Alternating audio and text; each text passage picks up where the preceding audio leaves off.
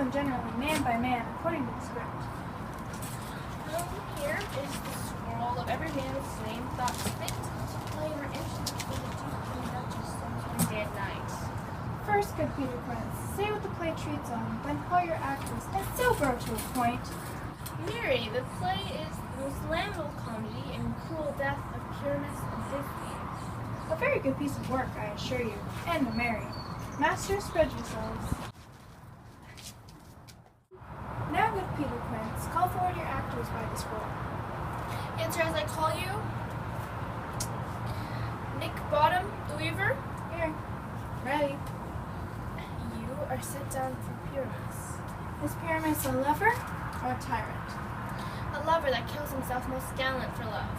Well, that will take some tears in the true performing of it. Let the audience look to their eyes. I will move storms. I will condole in some measure. Yet, my true humor is for a tyrant. I could play Urkel's rarely, or a part to tear a cat in to make all split. The raging rocks and shivering shocks shall break the locks of prison gates. This was lofty. This is Urkel's vein, a tyrant's vein. A lover is more condoling.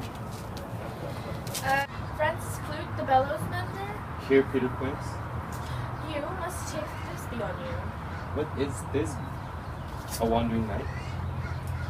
This lady that Pyramus must love. My faith. Let me not play a woman. I have a beard coming. That's all one. You shall play it in a mask or speak as well as you will.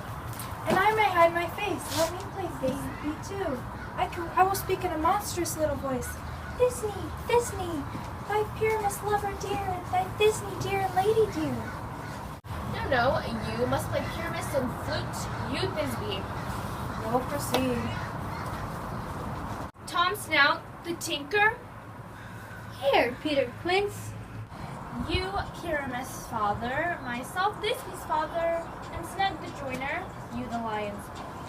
Have you written the lion's part, for I'm a slow study. You may do it extempore, for it is nothing but roaring. And let me play the lion too, for I will roar that I will make the Duke say, let him roar again, let him roar again. And you should do it too terribly, you would frighten the Duchess and the ladies. But I will aggravate my voice so that I will roar you as gently as any sucking dove, as I twere any nightingale. You can play no part but Pyramus, for Pyramus is the most lovely gentleman. Therefore, you must play Pyramus. I will undertake it. Which beard were I best to play it in? Why, what you will. I will play it in either your straw-colored beard, your orange tawny beard, your purple ingrain beard, your French-colored beard, or your perfect yellow. Some of your French rounds have no hair at all, and you will be bare-faced. But masters, here are your parts.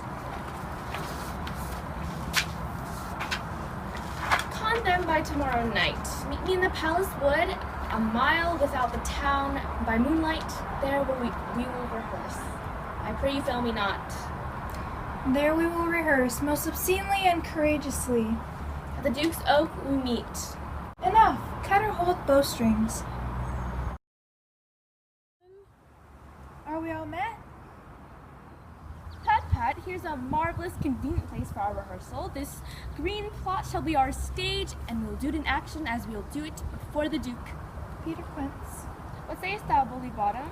There are things in this comedy of Pyramus and Thisbe that will not please. First, Pyramus must draw a sword to kill himself, which the ladies cannot abide. How say you that? Fire like it's a parlous fear. Not a whit. I have a device to make all well. Write me a prologue, and let the prologue seem to say that we will do no harm with our swords, and that Pyramus is not killed indeed. Tell them that I, Pyramus, am not Pyramus, but Bottom, the weaver. Well, we shall have a prologue. It will be written in 8 and 6. No, let it be written in 2 more. Let it be written in 8 and 8. Will not the ladies be afraid of the lions? Masters, you ought to consider it. A lion among ladies is a most dreadful thing, and we ought to think to it. Therefore another prologue must tell that he is not a lion. Now you must name his name, and have his face be seen through the lion's neck, and he himself must say thus, or to the same defect, ladies, or fair ladies, I would wish you, or I would request you, or I would entreat you not to fear. If you think I come hither as a lion, it were pity of my life, For I am a man as other men are, and there indeed let him state his name, and tell them plainly that he is Snug the joiner. Well, it shall be so. But there's two hard things, that is, to bring moonlight into a chamber, for, you know, Pyramus and Thisbe meet by moonlight.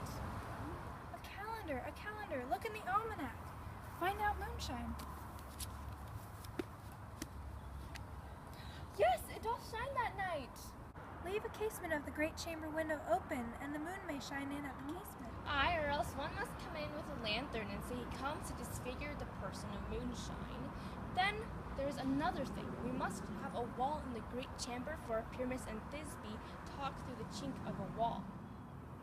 And let some man or other represent wall, and let him have some plaster or some loam or some rough casts about him, and let him hold his fingers thus, and through that cranny shall Pyramus and Thisbe whisper.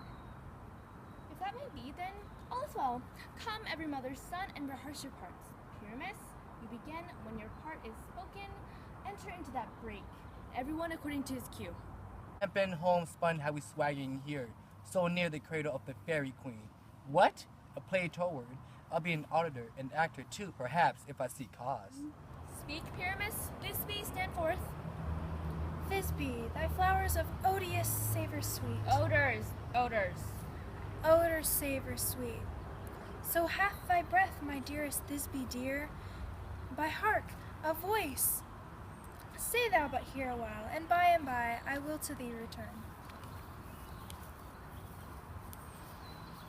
A stranger Pyramus than e'er played here.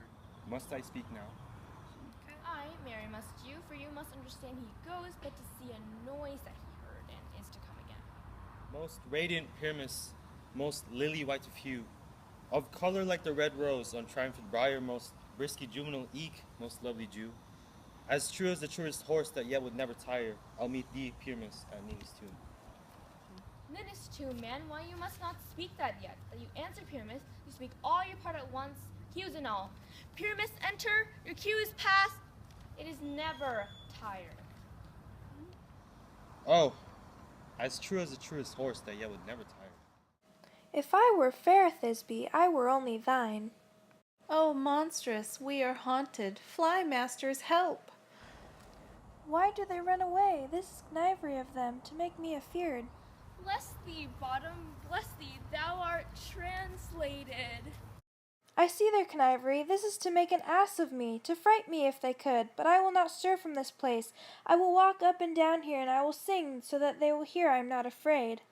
The throstle with his note so true, the wren with little quill.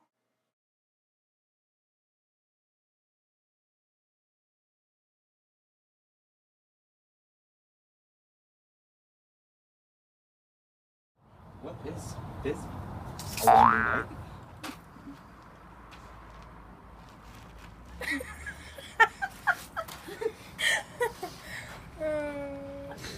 Stay here.